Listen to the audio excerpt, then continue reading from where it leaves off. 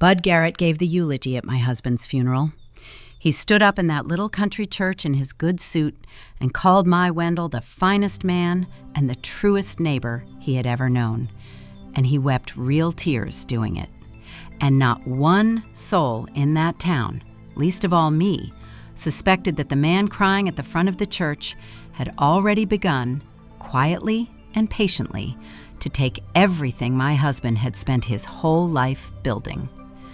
I'm going to tell you about the county board meeting where I finally stood up in front of 3 generations of neighbors and told them exactly who Bud Garrett was.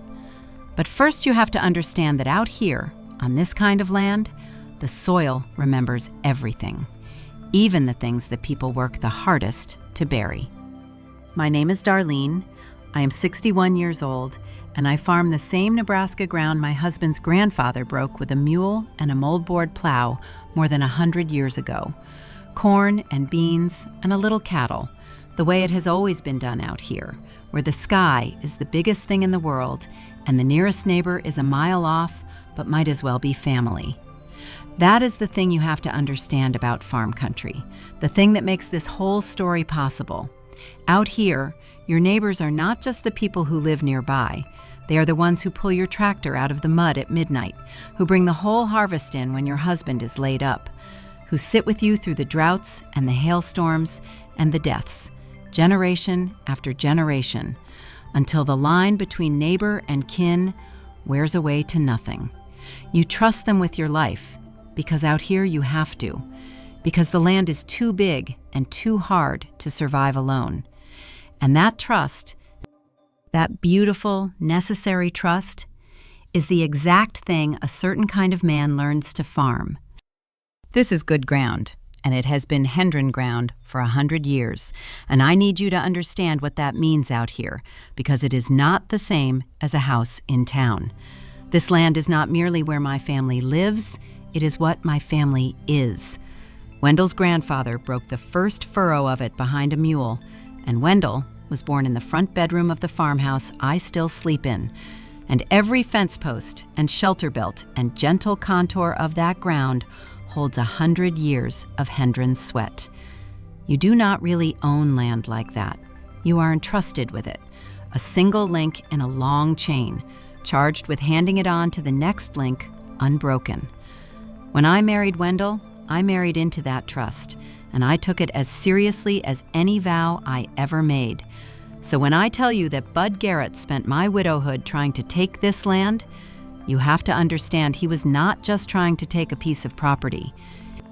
He was trying to break a 100-year chain at the exact link where it ran through a grieving woman, because he had calculated, correctly, that a grieving link is the weakest one.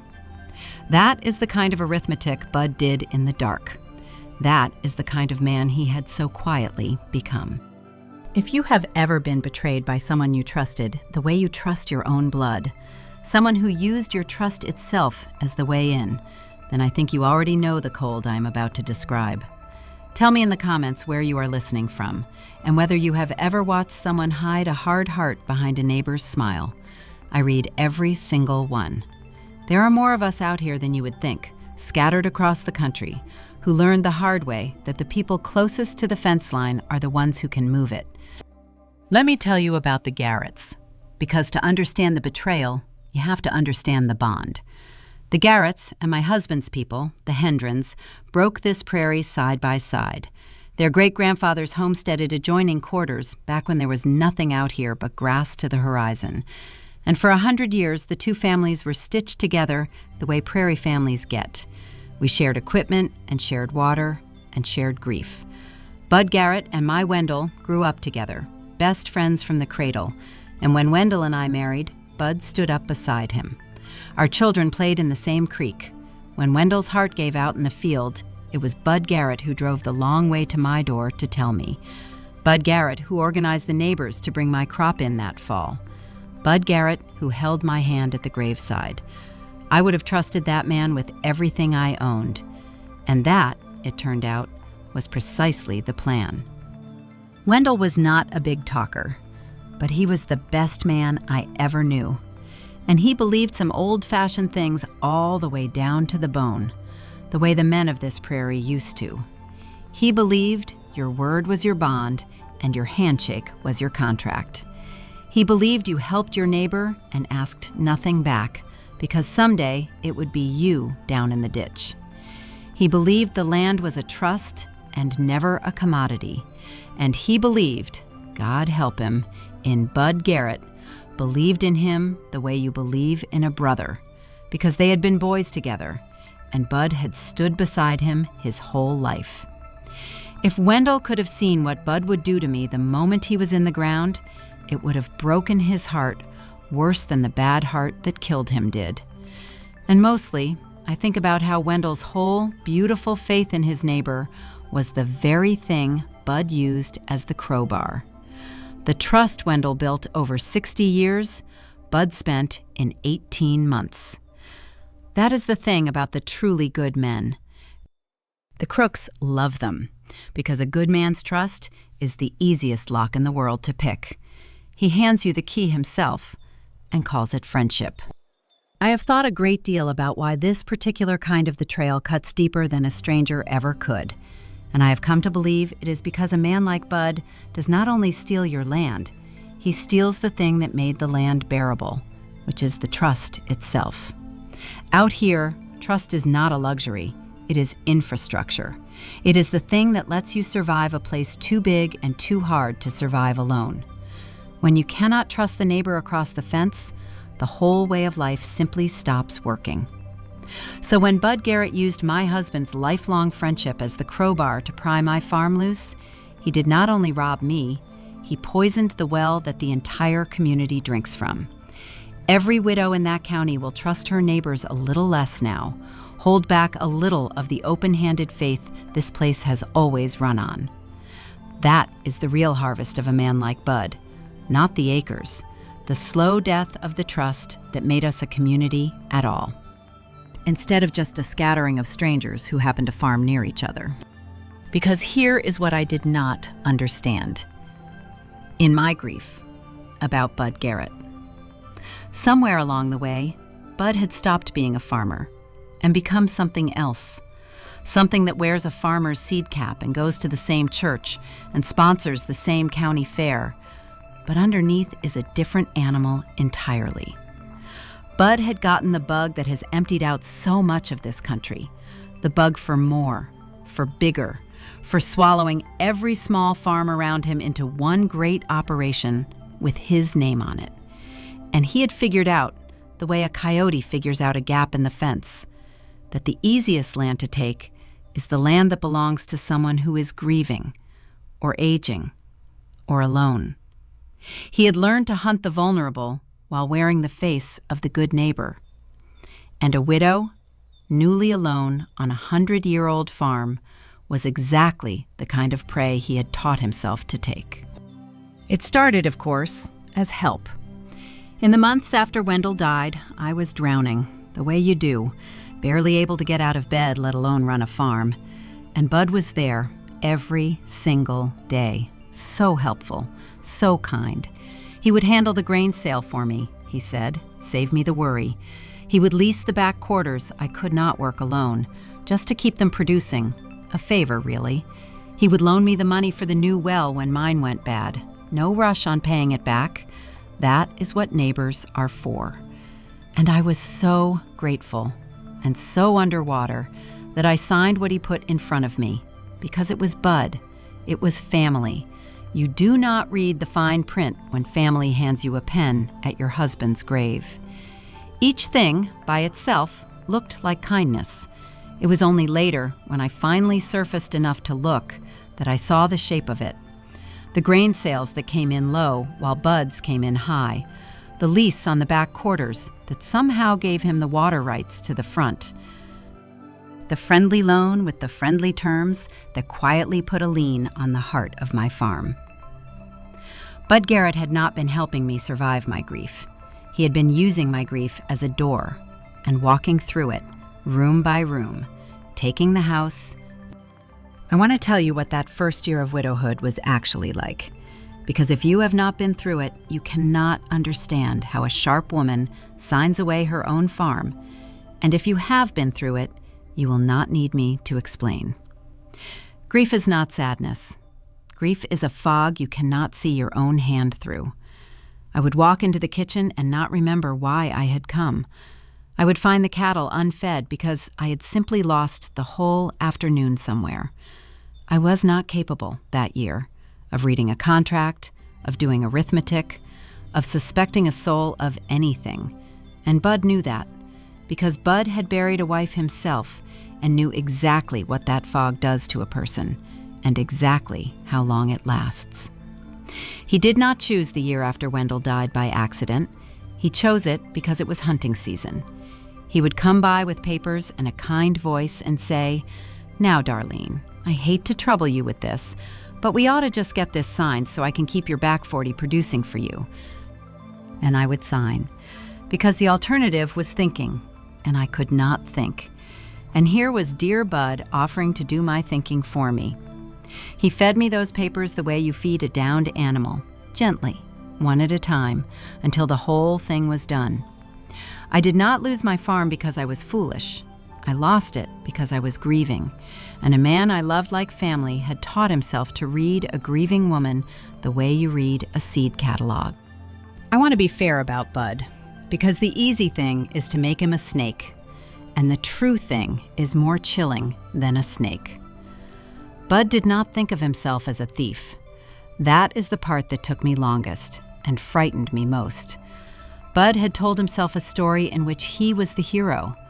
The small farms are dying anyway, he would say. It is just economics. Better that good local land goes to a good local man like himself than to some faceless corporation out of Omaha. He had convinced himself that taking a widow's farm out from under her was a kind of stewardship, that he was rescuing the land, that the families he hollowed out were going to fail eventually, and he was simply hurrying along the inevitable and being neighborly about it. He could rob you with one hand and genuinely believe he was doing you a favor with the other, and sleep like a baby, and stand up in church on Sunday. Because in the story Bud told himself, Bud was always the good neighbor. The most dangerous men are not the ones who know they are wicked. They are the ones who have built a barn over their wickedness and painted the word kindness on the door. I have spent a lot of nights trying to understand how a man does this and still sleeps. And the answer I came to is the most chilling thing in this whole story. Bud did not lie awake. Bud slept fine. Because Bud had performed a kind of surgery on his own conscience years before, and quietly removed the part that could see his neighbors as anything but inventory. In Bud's mind, the small family farm was a doomed and sentimental relic, and consolidation was simply the weather, inevitable and impersonal. And so taking Inez's place, taking mine, was not robbery at all. It was efficiency. It was even a mercy, getting us out before we drowned, and putting the land into the hands of a man who would farm it right. He had a whole sermon about it, and he believed every word, and that belief was his armor, because you cannot shame a man who is convinced he is the hero. That is the most important thing I learned in all of this. The predators who do the most damage are not the ones cackling over their crimes. They are the ones who have built such a convincing story of their own goodness that they can rob you to your face, with a tear standing in their eye. And the tear is real. You will wait forever for a man like that to feel guilty. He never will. The only thing on this earth that touches a man like that is the truth, said out loud, all at once, in front of every person whose good opinion is the only currency he has ever actually valued. Now here is the thing that turned this from my private grief into something larger, the thing that changed everything. As I started, slowly, to wake up and see what had been done to me, I started to remember. I remembered old Inez Kowalski, the widow whose place went to Bud 3 years before, and how everyone had said, Wasn't it good of Bud to take that worn-out farm off her hands when she could not manage? I remembered the young Tafoya couple who got in over their heads, and how Bud had so generously bought them out, and how they had left town quiet and ashamed, and nobody asked too many questions. I remembered the Peterson place and the Schmidt quarters, and one by one, like fence posts appearing out of a lifting fog, I saw them, all the farms that had quietly become Garrett ground over the years. And every single one of them, every one, had belonged to someone who was grieving, or old, or struggling, or alone. I had not been singled out. I had been next. Bud Garrett had been culling the vulnerable out of this county for 15 years, one widow and one hard-luck family at a time, and the whole community had been calling it good neighboring the entire while. Because Bud always wore the smile, and Bud always brought the casserole. And nobody wants to believe that the man who carried your husband's casket has been quietly carrying off the neighborhood. Once I saw the first one, I could not stop seeing them. It was like one of those drawings that is just a jumble of lines until somebody shows you the hidden picture, and then you can never unsee it. Inez Kowalski, the Tafoyas, the Peterson place that became Garrett ground the year after old man Peterson's stroke, the Schmidt quarters that Bud picked up so cheap the same season the Schmidt boy died and broke that family clean in half. Going back 15 years, every farm that had quietly migrated into Bud's operation had come off the same kind of person at the same kind of moment. A death, a diagnosis, a bankruptcy, a fog. And every single time, the county had told the very same warm story about it. Wasn't it good of Bud? Lucky for them, Bud was willing to step in. Thank the Lord for a neighbor like Bud. The genius of it, the truly evil genius of it, was that he had us all narrating his hunts for him as acts of pure charity. He did not even have to hide the bodies. We buried them for him with kind words and called it neighborliness. I sat at my kitchen table with a county plat map and a pencil, and I shaded in every quarter that had become Garrett ground over 15 years. And when I was finished, I was looking down at a map of a slow-motion massacre that the whole county had attended and applauded and brought a hot dish to. There was a night, that hard winter, when I had decided to just let him have it.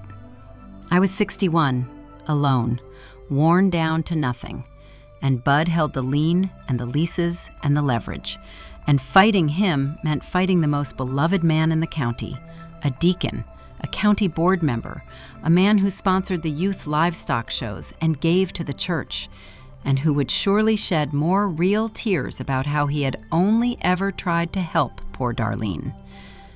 I did not have the money for lawyers. I did not have Wendell. And I sat at my kitchen table with the papers spread out, the same table where I had signed my farm away, one kindness at a time, and I very nearly decided that an old woman alone simply cannot fight a thing that big and that beloved, and that I should take whatever he would give me for the home place and go quiet, like Inez, like the Tafoyas, like everyone before me. You have to understand what I was being asked to take on. Bud Garrett was not just a man. He was an institution. He sat on the county board. He was a deacon. His name was on the scholarship at the high school and on the new wing of the clinic. To stand up against Bud was to call the whole county a pack of fools to its face. To say that the man you have all loved and honored for 40 years is a thief. And to do it with no money, no husband, no lawyer, just a widow's word against a pillar's reputation. And I knew exactly how that goes, because I had watched it go that way for Inez and for the Tafoyas. The smiling man always wins, because everyone needs him to be what he says he is. Because if Bud is a predator, then the whole community is complicit in 15 years of it, and nobody on this earth wants to look squarely at that. So I sat at my table and I did the math of the powerless. And the math said, sit down, take the scraps, go quiet. The math is always rigged that way. It is built from the ground up to make you believe that your own silence is just good sense. What changed my mind was my grandson, Levi. Levi is 22, and he had come back from school to help me try to hold on to the farm. And he found me at that table with my head in my hands, ready to quit. And he did not give me a speech. He just sat down across from me, this boy who is the spit of his grandfather, and he said, "Grandma, if you sign that, Bud Garrett wins." And then he does it to the next widow, and the next. And there's nobody left who remembers when this was a community instead of one man's kingdom. And you're the only one who finally figured out what he's doing. And then he said the thing that got me up out of that chair. He said, Grandpa wouldn't fight Bud just to save his own dirt, but Grandpa would burn down heaven and earth to stop a man from doing this to people who can't fight back. And he's not here, so I guess that's us now. And he was right, because somewhere in my grieving and my drowning, I had forgotten the thing my husband knew in his bones. The thing this whole prairie is supposed to run on, which is that out here, you do not just look after your own. You stand up for the ones who cannot stand up for themselves. Or the whole thing, the whole fragile web of it, dies. What Levi said about his grandfather went into me like a seed into wet ground, because it was true, every word of it. Wendell would not have crossed the road to fight for his own dirt. He was never a proud man about possessions. But Wendell would have walked straight through fire to stop a strong man from preying on a weak one, because that, to Wendell, was the whole, entire point of being a neighbor, the only thing that made a hard country survivable at all. And I realized, sitting there at that table, that in all my grieving, I had been thinking about this exactly backwards.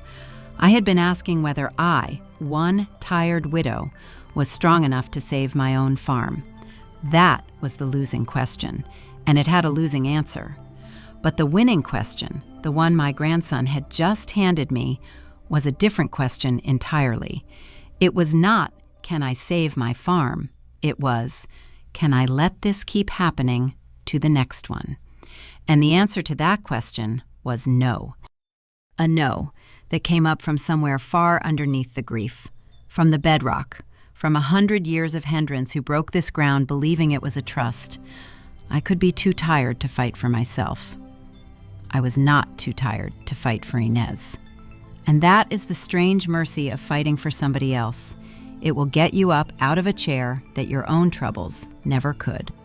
So I stopped trying to save my farm, and I started trying to save my neighbors. And that, it turned out, was a fight I could actually win. I did the thing a farmer does, which is patient, unglamorous work. I went and found them, the ones Bud had hollowed out. I drove to the town where the Tafoyas had landed, and I sat at their table and I listened. And I watched that young couple realize, with tears, that they were not the failures they had been made to feel like, that they had been hunted. I tracked down Inez Kowalski in her little apartment in town, 80 years old and still ashamed, still believing she had simply not been strong enough to keep her own family's land. And I held her hand and I told her the truth, that she had not failed, that she had been robbed by a smiling man. And I watched something come back into that old woman's eyes that had been gone for 3 years. One by one, I gathered them, the scattered, shamed, silenced people Bud Garrett had picked off in the dark. And I gathered the papers, too, my records and theirs, the leases and the liens and the low grain sales, the whole patient pattern of it laid out at last where it could be seen. Alone, each of us was just a sad story about a farm that did not make it. Together, we were a map of a predator's whole hunting ground. The gathering took months, and it was the holiest work I have ever done. These were people the smiling man had not just robbed, but shamed. People who had spent years certain they were failures, certain they had been too weak or too foolish to hold on to their own family's land, carrying that quiet ruin all alone. And the hardest part was never the papers. It was convincing each one of them that they were not what they had been made to feel like. I sat in Inez Kowalski's little apartment in town, 80 years old and surrounded by the few things she had managed to fit into one room. And at first, she would not even look at me. She was so deep in her shame. And I said, "Inez, you did not fail. You were robbed by a man who knew exactly how to rob a grieving woman. And you are not the only one. There are a dozen of us, and it is finally time." And that old woman looked up at me, and I watched 3 years of shame begin to lift off of her like fog burning off a field. And she said, "I knew it." In my heart, I always knew something was wrong, and every single person told me I was just bitter. That is what he stole. Worse than the land, he stole their faith in their own knowing. He convinced each of them that the small, true voice inside that said this is not right was just bitterness, just a sore loser. And one by one, giving that voice back to them, watching them straighten up in their chairs, was a harvest worth more than any acre of ground I ever owned. And then I waited, because a farmer knows how to wait for the right season. And the right season came. Bud Garrett went before the county board that spring to get approval for his biggest move yet, the annexation and rezoning that would let him roll 3 more quarters into his operation and build out the kind of mega operation he had always dreamed of, the crown on his kingdom. And the whole thing, every bit of it, depended on Bud being exactly what everyone believed he was, the good neighbor, the steward of the land, the pillar. The board meeting was packed, the way they get out here when something big is on. The whole county crammed into the courthouse hearing room, and Bud sat up front in his good suit, beloved, certain, already accepting the congratulations. And when they opened the floor for public comment, I stood up. I am not a woman who likes to speak in front of people. My knees were knocking. But I stood up in that packed courthouse, and I said, "My name is Darlene Hendren, and before you give this man the keys to more of our county, you need to hear what it cost the last people who trusted him." And then I told it. Not in anger. I did not need anger. I just laid it out the way you lay out a field, straight and plain and true. I told them about the eulogy and the door it opened. I told them about my grain sales and my water rights and the lien on my home place. And then I said, "But do not take my word for it." And I asked the others to stand. And one by one, all over that room, they stood. The Tafoyas stood. Inez Kowalski's son stood up for his mother. A Peterson stood, and a Schmidt. People who had carried their private shame for years, thinking they were alone. And one by one, they rose up out of that crowd of neighbors. And the whole room turned and watched 15 years of Bud Garrett's quiet hunting stand up on its own 2 feet and look him in the eye. And I watched the most beloved man in the county understand, in real time, that the soil had remembered after all. I have replayed that one moment 1,000 times since. The moment I asked them to stand, I did not know, even then, if they would. We had talked, we had planned it, but there is a long, long way between agreeing to a thing in a kitchen and actually rising up in a packed courthouse to accuse the most powerful man in the county to his face. I said, "Do not take my word for it," and I asked the others to stand. And for one terrible heartbeat, the whole room was dead still, and I thought, they are too afraid. He has won again, the way he always wins. And then I heard a single chair scrape against the floor, and it was Inez Kowalski's son, helping his mother up onto her feet. And once Inez stood, the spell just broke, and all over that room they began to rise, slow at first, and then all at once. The Tafoyas, the Petersons, a Schmidt, Face after face I had spent months gathering, standing straight up out of that crowd of their own neighbors, no longer ashamed, no longer alone, no longer the failures of his story, but the living witnesses against him. And the room understood. You could feel it move through the crowd like a wind moving through wheat. The whole county turning its head at once to finally look at the thing it had refused to see for 15 years. Now here is the cold part, and it is cold, the way a clear winter morning is cold, clean and final. Bud Garrett did not get his annexation. He did not get anything that day, because the thing that had protected him for 15 years was the one thing he could not buy or lien or lease, which was the good opinion of the people he had been preying on. And the minute we all stood up together, that protection was simply gone, evaporated like dew, and what was left standing there in the good suit was just a greedy man who had robbed his neighbors and called it stewardship. The board tabled his plans. The county attorney, who had been sitting in that room, started asking questions about those leases and liens that Bud very much did not want asked. Some of us got our land back, or the worst of the liens undone. Once, a lawyer who had heard the story took it on for a song because he could not stand what Bud had done. Inez did not get her farm back. It was too late for that. But she got something nearly as good, which was to die 2 years later, known by the whole county as a woman who had been robbed and not a woman who had failed.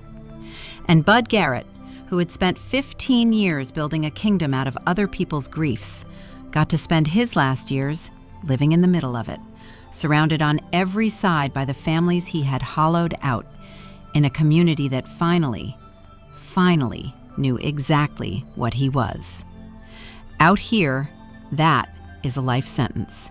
You cannot move the fence back, but you can make sure every soul in the county knows who moved it. What I most want you to take from how it ended is not really about Bud at all, because Bud is not the point. Men like Bud are a kind of weather this world will always produce.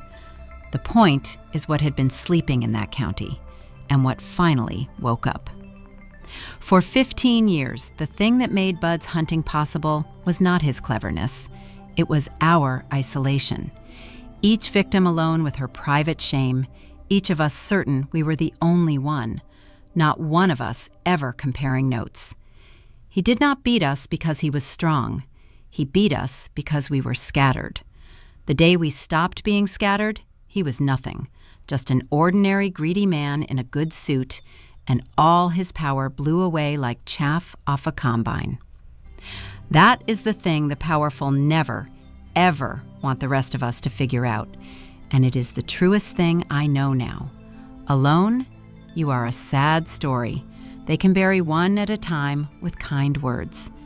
Together, you are a reckoning that cannot be buried at all. The whole brutal arithmetic of the smiling man depends on you never once finding the others. So find them. That is the entire secret. That is the whole of the fight. I farm for a living. So let me leave you with the truest thing the land ever taught me.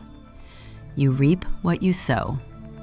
People say it like a comfort, but it is not a comfort.